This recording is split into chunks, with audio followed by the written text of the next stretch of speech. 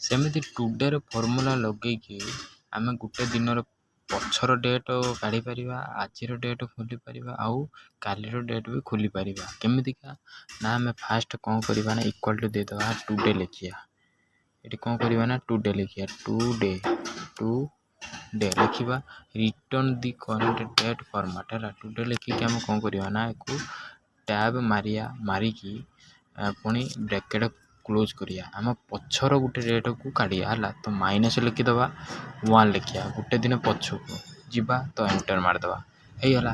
ଆଜି 21 ତାରିଖ, ଯେହେତୁ ମନେକର ଆଜି 21 ତାରିଖ 21 ତାରିଖ ଡେଟ୍ର ଗୋଟେ ଦିନ ପଛକୁ ପଳେଇଲା ନା କ'ଣ 20 ତାରିଖ ଡେଟ୍ର ପଳେଇଲା। ସେମିତିକା ଟୁଡେ ଆଜିର ଡେଟ୍ ଖୋଲିବା ପାଇଁ ହେଲେ ଆମେ କ'ଣ କରିବା ନା ଇକ୍ୱାଲ୍ ଟୁ ଦେଇଦେବା, ଇକ୍ୱାଲ୍ ଟୁ ଦେଇଦେଇକି ଟୁଡେ ଲେଖିବା। ଟୁଡେ ଲେଖିକି ଆମେ କ'ଣ ବ୍ରାକେଟ୍ କ୍ଲୋଜ୍, ବାସ୍ ବ୍ରାକେଟ୍ କ୍ଲୋଜ୍ କରିଦେଲା ପରେ ଆମେ କ'ଣ କରିବା ଆଜିକାର ଡେଟ୍ ପଳେଇ ଆସିବ। ଆଜିକାର ଡେଟ୍ କ'ଣ 21 ତାରିଖ, ତ ଆଜିକାର ଡେଟ୍ ପଳେଇ ଆସିବ। ସେମିତି ଯେମିତି ଆମେ କାଲିର ଡେଟ୍ ଖୋଲିଥିଲେ ଯେଉଁ ଗଲା କାଲି, ତ ଟୁମରୋର ଖୋଲିବା ପାଇଁ ହେଲେ ଇକ୍ୱାଲ୍ ଟୁ ଦେଇଦେବା, ଇକ୍ୱାଲ୍ ଟୁ ଦେଇଦେଇକି ଆମେ କ'ଣ କରିବା ନା ଟୁଡେ ଲେଖିବା।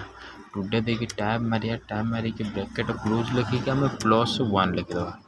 1 ଲେଖିଦେଇକି ଆମେ କ'ଣ କରିବା ନା ଏଣ୍ଟରଟା ମାରିଦେବା। ତ କାଲି ଯେଉଁ ଆସୁଛି କାଲି ଟୁମରୋର ଡେଟ୍ଟା ଖୋଲିଦେଲେ। ତ ଏମିତିକା ଆମର ଟୁଡେର ଫର୍ମୁଲା